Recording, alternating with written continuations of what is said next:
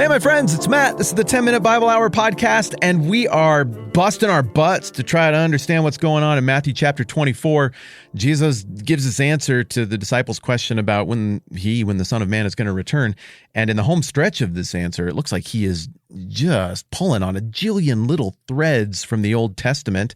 And so in just literally one verse, we've already been all over the Old Testament in Isaiah and Daniel and Ezekiel, looking at the stuff that Jesus would seem to be referencing or calling to mind for his original audience about what it's going to be like when the Son of Man returns. So the verse we're looking at is just this. Immediately after the distress of those days, these are the words of Jesus, the sun will be darkened and the moon will not give its light, the stars will fall from the sky, and the heavenly bodies will be shaken. Now, we've already seen that Jesus is invoking here a judgment of God against Babylon, a group that profaned the temple and were punished profoundly. Babylon at the time of Jesus was used as a metaphor, a pen name, a pseudonym. What do you even call it? A code name? Ooh, I like that better. A code name for Rome and the current occupiers. Rome under the leadership of Pompey, 60, 70, 80 years before Jesus, had profaned the temple. And so the prophecies against Babylon would have had a double meaning for the original audience there. And then we went over to Ezekiel and saw that in Ezekiel 32, there's very similar language used in a judgment against Egypt. And as we left off yesterday, you might feel like you couldn't possibly cram any more meaning or allusions into so few words in Matthew 24. Jesus, he's super good at language and ideas, and apparently he'd read the Bible once, twice, maybe even 3 times all the way through while he was awake too, not like while he's falling asleep late at night trying to get it in so he can say that he did it. And so he just knows this stuff like the back of his hand, and he can wield it so quickly like a double-edged sword. And he does so by also including a reference to Joel in the midst of what he's saying there with the stuff about suns being darkened and moons going dark and things shaking and all of that business. Joel chapter 2 and verse 10 is also in view, where it says, "Before them the earth shakes, the sky trembles, the sun and moon are darkened, and the stars no longer shine. The Lord thunders at the head of his army, his forces are beyond number, and mighty are those who obey his command. The day of the Lord is great, it is dreadful, who can endure it?" Are you seeing the pattern develop here in Isaiah 13, chapter 24, Ezekiel 32, Joel 2? All of these are little information nuggets. They're little references, they're little shout outs, but trailing behind them on a string are gigantic information packets. And the gigantic information packets are all about this day of judgment. They're all about God's judgment. They're all about him resolving something that seems like it's just going to be a loose end flapping around in the breezes of history for all of eternity, maybe eventually to be forgotten and glossed over. But no, God is God of justice and judgment, and he's also the God of grace and love. But here it's focusing on the judgment part. It's focusing on the claws and fangs part of the tiger, not the pretty fur and the majestic movements and loveliness of the tiger. And I gotta think the original audience was picking up what Jesus was putting down, and Jesus crams in so many references because he wants them to pick up what he's putting down. And so in Joel, really throughout the whole book, but in Joel 2, where we're looking right now, this is an oracle about God using nature to remind people that he is the master of history and to call his own people back to him and correct them for what they had been getting wrong. Some people read Joel and say, oh, no, I think maybe there's like a physical enemy in view, and they speculate that it's this kingdom or that empire or whatever. But it's not as evident here as it is in these other books that we're looking at. But it follows the exact same pattern as everything else. There's a proclamation of judgment on the part of God, some specifics about how the judgment will be carried out, but then there's this shift in tone, this glimmer of hope toward deliverance. There's going to be correction, but then there's going to be a making right of all the things, a restoration. That fits exactly with everything about what Jesus is saying in Matthew chapter 24. There's going to be a correction and a difficult time. This is going to be tough. These are the consequences of the fallenness of the world. But the return of the Son of Man is the deliverance, and it follows this same prophetic pattern that we see through the whole Old Testament. You might be thinking, oh, wow, I can't believe he got all that in. That was really helpful and really good, but my brain is full, and I'm not sure I could handle any more Old Testament allusions that are crammed into what Jesus said here in just one verse in Matthew 24:29.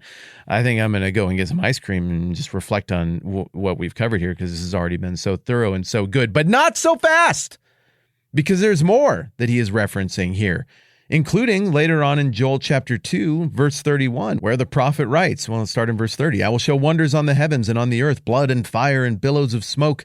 The sun will be turned into darkness, the moon to blood before the coming of the great and dreadful day of the Lord. And everyone who calls on the name of the Lord will be saved. For on Mount Zion and in Jerusalem there will be deliverance, as the Lord has said, among the survivors whom the Lord calls. And that's where you start to get the pivot in the whole book of Joel, starting to inch toward the deliverance part of things. Wow, that's so much. And obviously, it's impossible for anyone, even God in the flesh himself, to cram any more allusions or references into something as small as one verse like Matthew 24:29. Or is it? Because if you just turn over a few pages in your Bible to the very next book, which is Amos, and you look at Amos chapter 5, you see in verse 20 that, nope, he's conjuring even more imagery here, because in that verse it says, will not the day of the Lord be darkness, not light, pitch dark, without a ray of brightness? I despise your religious feasts. I cannot stand your assemblies. Even though you bring me burnt offerings and grain offerings, I will not accept them. Though you bring choice fellowship offerings, I have no regard for them. Whoa! God is in intense mode with his people here. And if you go into a little homework on the context of Amos, what you discover is that the northern kingdom and the southern kingdom looked like they were at the high points of their power, but they're actually a moral dumpster fire within. They go through these perfunctory motions of doing things that still look like what they're supposed to do with God, in the same fashion as what Jesus was calling out in the Sermon on the Mount, with fake prayer and fake giving and fake fasting and all of that nonsense. Israel and Judah at this time still did religious-looking things, but their hearts were very, very far from God. And stuff was an ugly mess once you got past the external gilding. And even though it looks like they were going to, we're going to live forever, yo.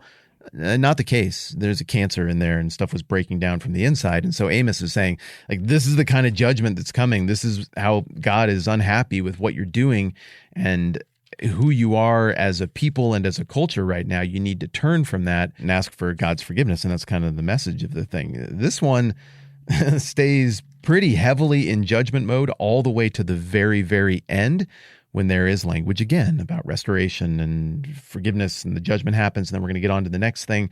So it very much follows that same structure, but not before we get another thing to which Jesus is alluding in one simple verse in Matthew chapter 24, and that happens in Amos 8, verse 9. In that day, declares the sovereign Lord, I will make the sun go down at noon and darken the earth in broad daylight. I will turn your religious feasts into mourning and all your singing into weeping. I will make all of you wear sackcloth and shave your heads. I don't see why that would be bad or a point of judgment.